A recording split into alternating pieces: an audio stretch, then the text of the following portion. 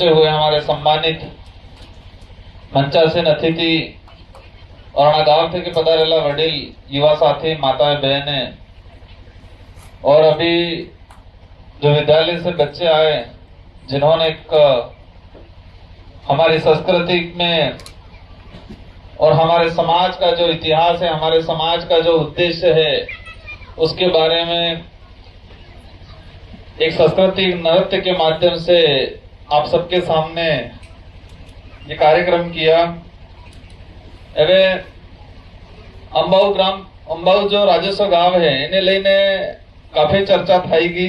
पूर्व वक्ता है गांव वाले के भी तो पूर्व डेलीगेट साहब के जो सरपंच साहब के जो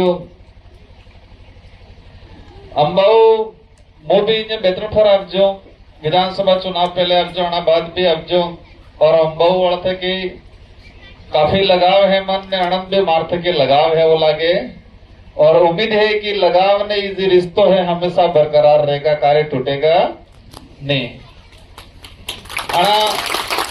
सभा भवन ने लेने कुछ साथी आए और अणी के जो एमएलए साहब तब अगलो हमारे करोड़ पड़े और मैंने इसको करवाया।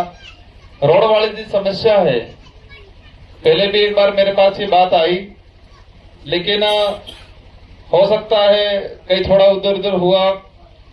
एक रोड अपने बार वैसे बार उद्घाटन करें तो सब जा में शिलान्यास वालों अपने इज्जतपुरा डोका से ये मना का देव सरथुना वाला वो 3 ग्राम पंचायतों को जोड़ता है।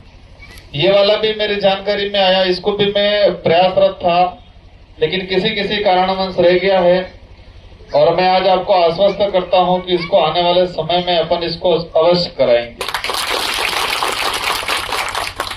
आज हमारा जो उद्देश्य है, आज इस बात की खुशी है कि हम लोगों को बांट दिया गया था, अलग अलग तरीके से बांट दिया गया था और ये विचारधारा आई। इस विचारधारा आने के बाद हम लोग सब आपस में जुड़े, हमारे सबके रिश्ते बने। ये पार्टी नहीं है, ये विचारधारा है। ये राजनीतिक पार्टी में कोई उद्देश्य नहीं है, राजनीतिक पार्टी बल्ले नहीं, ये अपनी एक विचारधारा है।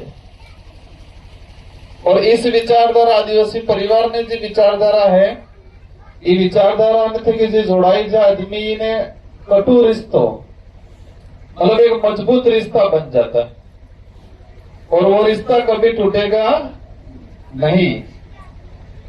आज कई सारे भ्रमित फैला रहे, शुरुआत में चुनाव लड़ जा तारे कई जना कहता सोरो ही आ सोरो चुनाव करे है हो थाएगा हाथी सोरा ही मतलब बच्चे असिया बदा सिया कर रहे जाए तो हो था सब कंफ्यूज था। लेकिन आप खुद देख रहे हो चुनाव जीत के गए तो भी कई जने विचार कर रहे थे यार नया लड़का क्या है, क्या होगा और क्या हुआ न क्या नहीं हुआ तो आप सब जान रहे हो।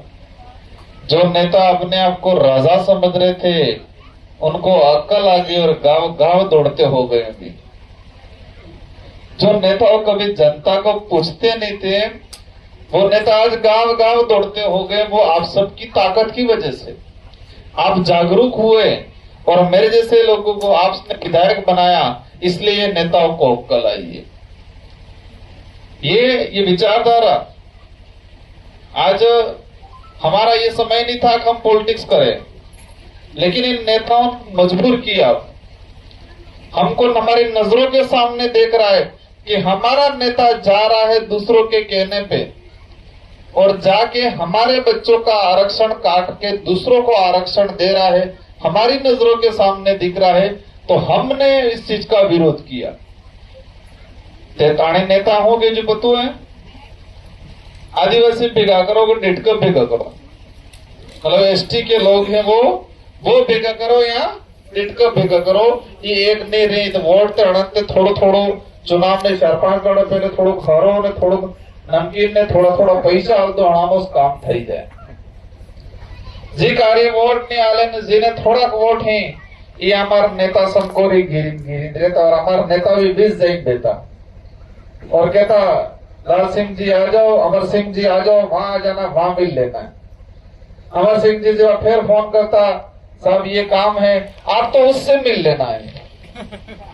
ये बस साधु को नहीं,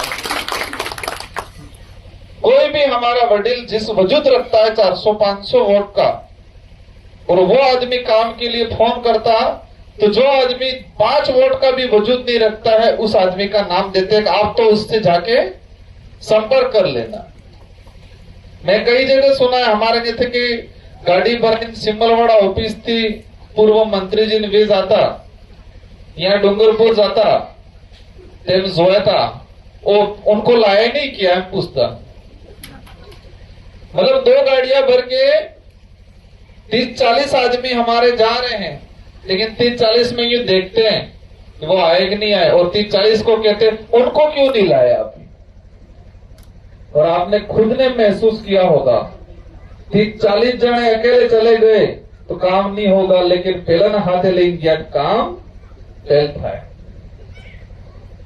ये हो रहा था कि नहीं हो रहा था? तो इस थावादी वो है कि एक बार थाई जी बराबर है। अभी जो हो रहा है वो ठीक है कि पहले पहल वालों पासों शुरू करूँ है,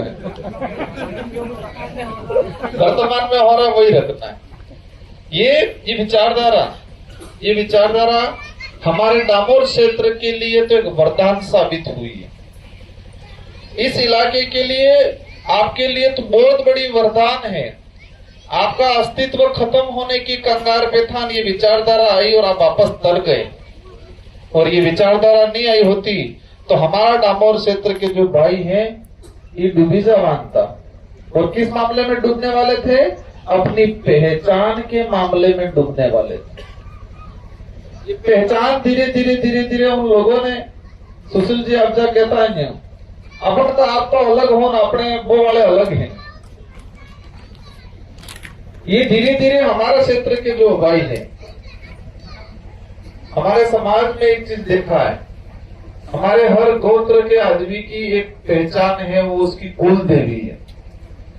और आदिवासी समाज में जिसकी कुल देवी नहीं है वो आदिवासी नहीं कहलाता है।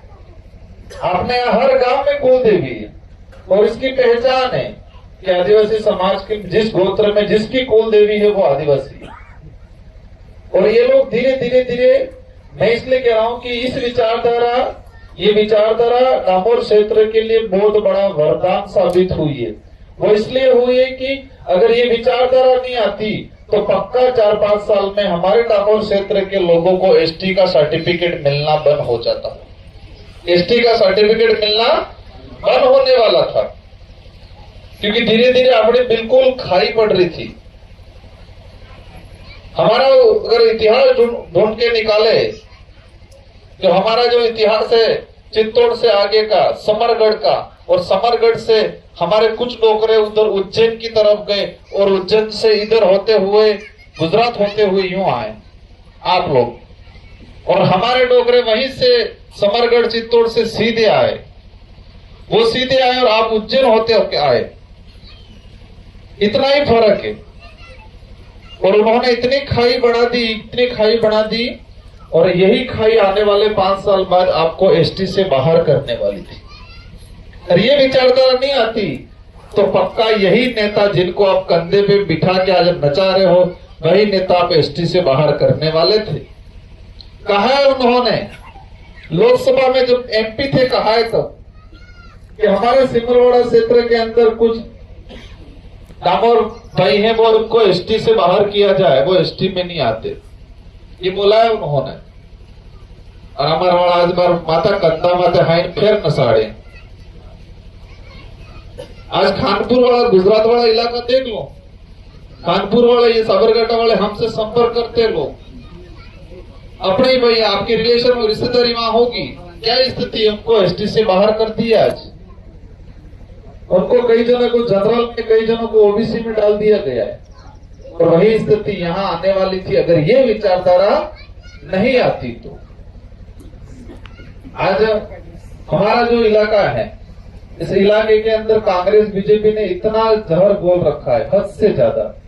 भाइयों को लड़वा रहे, प्योर कांग्रेस ही, प्योर बीजेपी, एक थाई की डूबर डूंगरपुर पूरे देश के इतिहास में पहली बार इस बड़े लेवल पे कांग्रेस और बीजेपी एक हुई डूंगरपुर जिले में। और ये परीक्षा का पेपर आता है, एक पेपर में कहीं आया भी था। और कंपटीशन एग्जाम की जब कोचिंग सेंटर है के टीचर पढ़ाते हैं कि राजस्थान में ऐसा नहीं, भारत में ऐसा कौन सा इलाका है जहाँ कांग्रेस बीजेपी दोनों एक हो गई। डूंगरपुर का नाम आता है वो अपना के मन के तमें हूं कीधु मोम को हमें कईस नहीं कीधु, लेकिन कांग्रेस बीजेपी ने एक तो जरूर करी नाची हमको। हमने कुछ किया नहीं किया, लेकिन कांग्रेस और बीजेपी को तो एक जरूर कर दिया। और आप देख लेना इस चुनाव में भी कांग्रेस और बीजेपी एक होकर चुनाव लड़ेगी। ये चुनाव में जो बीजेपी के नेता है वही कांग्रेस वालों की मीटिंग करवा रहे हैं आज भी।